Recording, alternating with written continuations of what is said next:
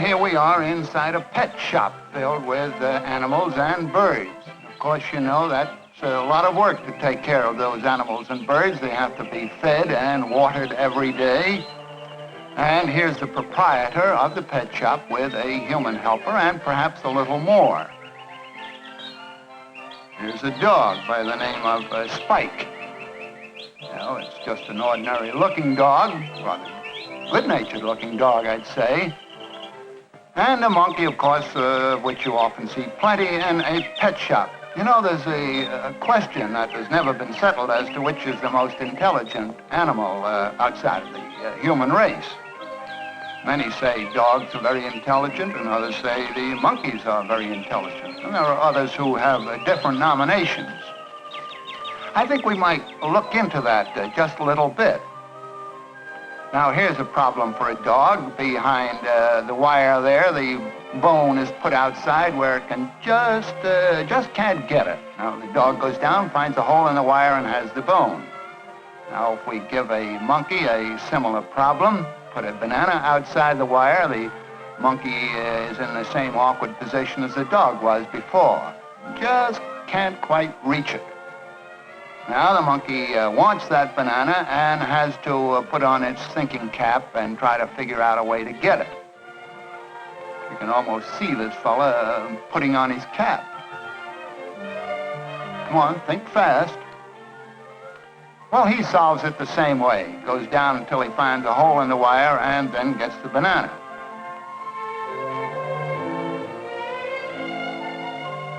Oh, here's an animal that many think is perhaps the most intelligent of all outside the human race. That's a chimpanzee. And here are 3 bowls and half a pear. Well, the chimp likes pears, and we tease him with it and then put it under the middle bowl. Well, the chimp saw that. He'd like to get at it, but he's led away by his keeper, looking back regretfully over his shoulder. Now, while he's gone, we take away the pear and put a piece of crumpled paper under the bowl. It's a mean trick. In the meanwhile, the keeper tries to take the chimp's mind off that piece of pear.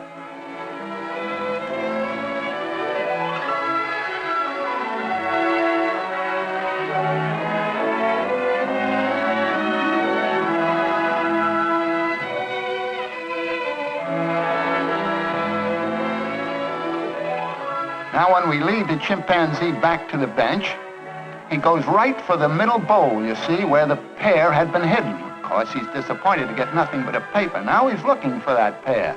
Under the 3 bowls, nothing.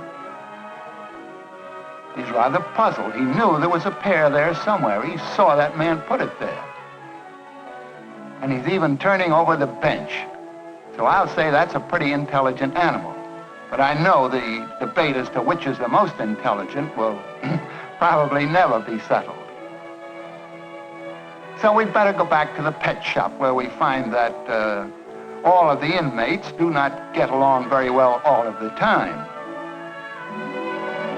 That's a porcupine there in that cage.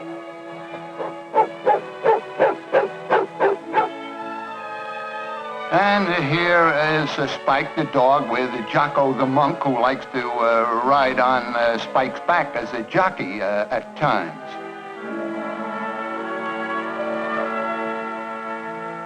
Well, now you see, they certainly get along very well.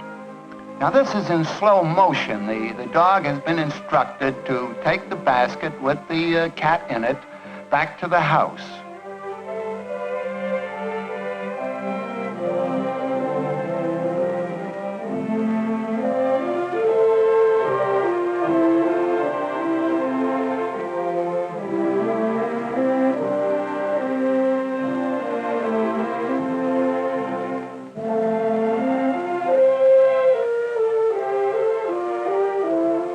Well, it was quite a job to get the cat settled down in the basket, but you can see that the dog is carrying out his instructions.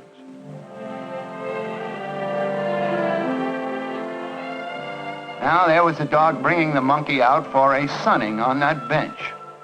And here's a little owl on the dog's back. It's a young owl. You can tell that by the pin feathers.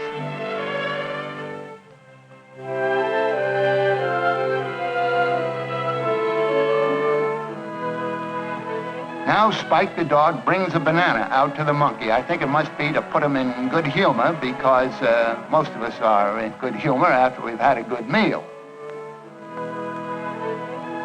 So there must be method in what Spike did there.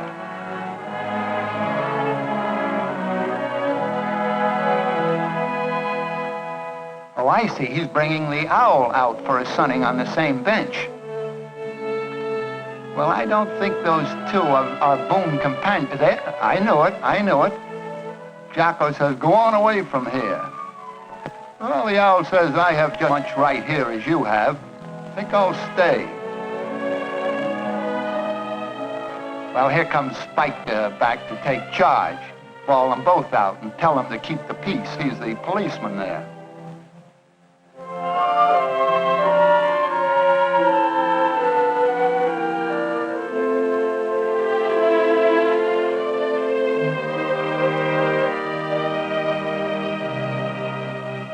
Well, Jocko sure does like to be a jockey. I wonder could he get a license from the jockey club.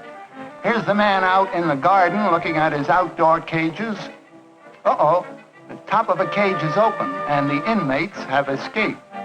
Well, he calls for Spike immediately, tells him that some of them have gone and Spike is to collect them. Well, here's one of them. That was a tortoise. Rather odd thing for a dog to collect, but he did it. Now he's after another refugee, which is a snake. That's a collared adder. It is not a venomous snake. And here is Spike picking it up. Another odd thing for a dog to carry.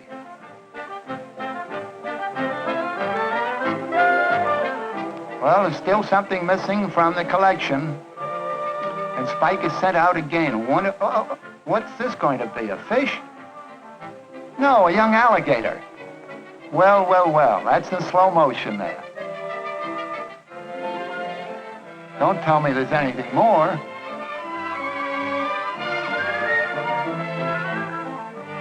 Uh-oh, it's a toad on a stone there. Oh, that's a nasty job because a toad exudes a substance that is very untasty. Well, I think Spike, he turned that job down. Oh, here's another job he has, to carry that basket into the house, and he finds that a hen and her chicks are in there. Now he has a problem getting them out.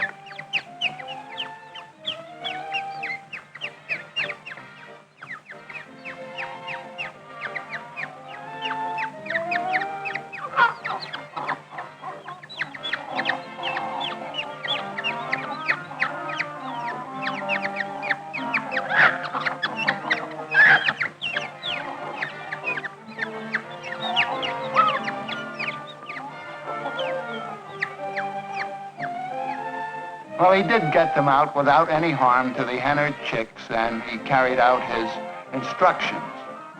Here's that porcupine is a little bit selfish about that food bowl there. He's not letting the other animals have any share in the dinner. So Spike takes his bone off by himself. But even there, his monkey friend won't let him alone. Now, you know, it's supposed to be dangerous to interfere with a dog when it's feeding, but here you see this dog has been trained to do things that are foreign to its habits and instincts. And when it can be trained that well, I'll say the dog is an intelligent and helpful animal. But I'm not going to take sides in the big debate as to which is the most intelligent of all animals outside of the human race. I just say that what we have seen proves that if you treat a dog kindly, you can get a great deal of help from it.